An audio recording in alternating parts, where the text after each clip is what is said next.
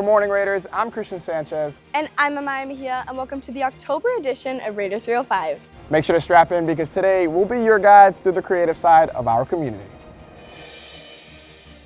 To kick off our show, we tumble into the story of a local gym owner who believes gymnastics is more than just competition. You can come here and be a whole different person, and you can do whatever. Next, we listen in on the sweet sound of strings and how they can become more than music for some. I think since the beginning of time, humanity has used music for a variety of things. Finally, Chris sets the foreground for his report on promoting the arts in schools. I may not be the next Picasso, but art is more than just drawing and painting. Sit tight because we have all these stories and more on Raider305.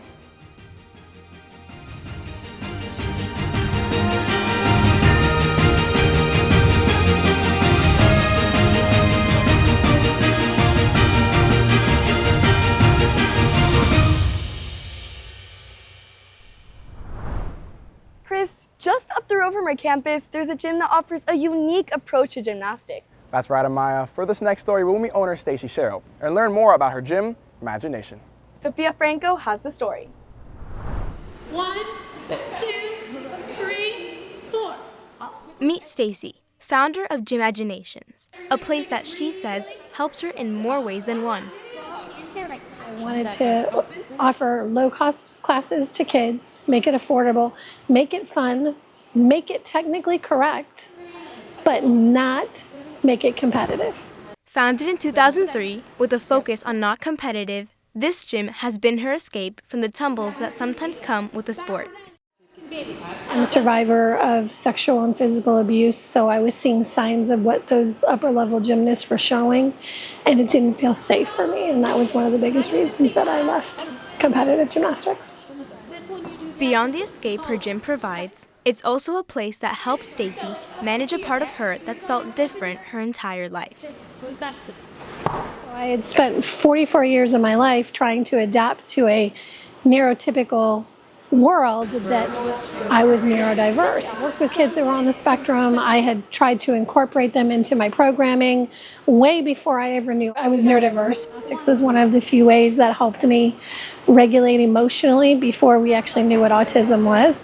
And in 2011, Stacy was diagnosed with autism, and experts believe activities like gymnastics can help people like her. Things like jumping or spinning or doing somersaults really gives them a lot of vestibular input and proprioceptive input so they can feel their body in space and just be better connected to their brain and their body. You can come here and be a whole different person, and you could do whatever, and then no one would know you, so you could just be whoever. It's nice to be able to finally build this that is built with the concept that kids can be their best self and it's okay to be different. And a few weeks ago, I had an aha moment where I realized I built this place for me. Stacy's journey shaped her vision. It provides an environment where children can express themselves without pressure, only the feeling of belonging. For Raider Vision, I'm Sophia Franco reporting. While Stacy finds refuge through her gym, in this next story we meet an inspiring immigrant who has strung his life together and found harmony in chaos. Take it away.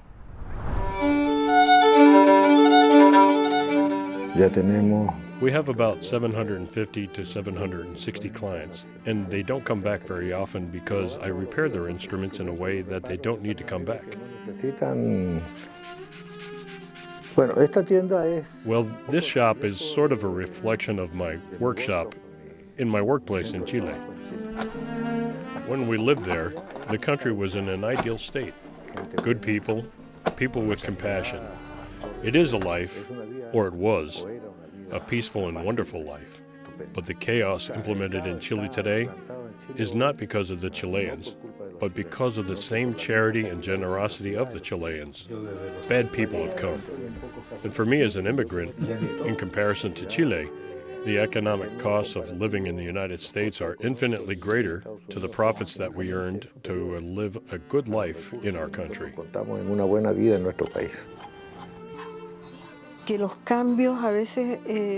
Sometimes changes can be a disruption to family life, but problems always have to be faced. And really, music has been the best thing to happen to us. Hay que enfrentarlos. Y la música ha sido lo mejor que nos ha tocado en realidad. Sin caos no hay orden. Without chaos, there is no order, and chaos is necessary. Because without it, there's no incentive for perfection. I am 76 years old, but I work with the same spirit I once had when I was 20 years old. And this is a profession that, to me, is very special. Especialísima. I don't know. I think since the beginning of time, humanity has used music for a variety of things. Not just the lyrics of a song, but the harmonies, the melodies, the rhythms. You may see Maximo's life as chaotic, but I look at him, and all I know is that this is one of the greatest joys of his life.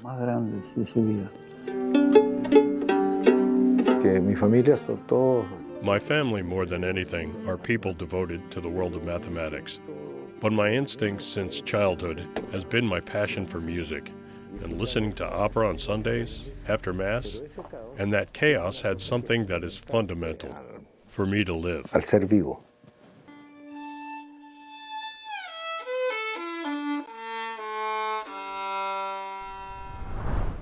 The way art could change one's life is truly unbelievable, but some have debated whether or not art has a place in schools. After the break, I'll share with you my thoughts. Stay with us. Oh no, I think pickleball might be canceled today. Well, good thing that there are many rainy day activities to do here in Pinecrest, like going to Pinecrest Community Center. Although, I'm feeling a little tired right now. Let me head to the Pinecrest Branch Library where you can read your heart away. After all of this reading, I'm really craving a Chicken Kitchen Chop Chop located in the heart of Pinecrest.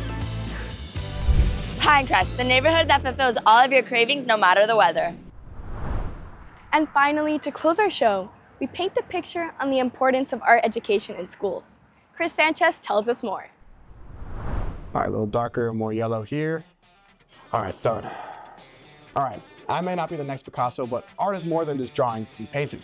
It is a tool for self-expression, problem solving, and even brain development. Despite the benefits, many schools are removing their art programs due to budget cuts or a focus on STEM. Now this paints the important question. Are art classes still essential for young adults' education? On one hand, studies show that art can play an important role on student success. I mean, really, what can I say? Research from the Regional Arts and Culture Council shows that students involved in art are up to 4 times more likely to be recognized for academic achievements than their peers. Others argue schools should prioritize core subjects like math and science, especially with limited budgets. Education Next notes cutting art programs can redirect about 15% of funds to tech or science classes, which according to the World Economic Forum, led to more profitable jobs in today's market. But art doesn't limit itself to pens and brushes. Others prefer to express themselves on the big stage. A Stanford school study shows that students who take weekly music lessons improve their problem-solving skills by 34%. Even with these benefits, starting a music program can cost up to $260,000, a heavy price to pay. So what's the right answer? Well, it's clear to me that the arts can develop life skills that core classes cannot. So even though my art won't make it into any museums, art is still essential to have in the classroom. For Raider Vision, I'm Christian Sanchez, reporting. Chris, I'm finally starting to realize just how much impact art can have. Yeah, Maya, for example, according to ZipRecruiter.com, the average starting salary for a graphic designer is $75,000. Wow, Chris, that means that art can lead to desirable jobs after graduation. That's right. Well, thank you so much for joining us, and we'll see you next time on Raider305.